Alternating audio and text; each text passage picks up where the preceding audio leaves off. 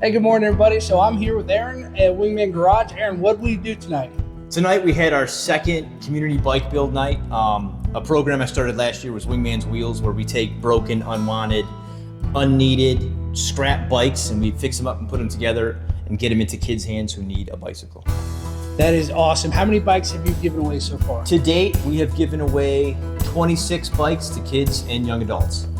That is awesome. How many do we have back here waiting? We have roughly 13 bikes ready to rock and roll. I've got probably 10 more in the back room, and then I've got 5 or 6 that are like really rough, need restoration, but we're gonna get them done. That is awesome. And now, if somebody wants to get involved in your bike builds or help out in any way, where can they find you? Wingmangarage.com. All the information about what we're doing is on our site. You can also follow us on Facebook and Instagram, Wingman Garage.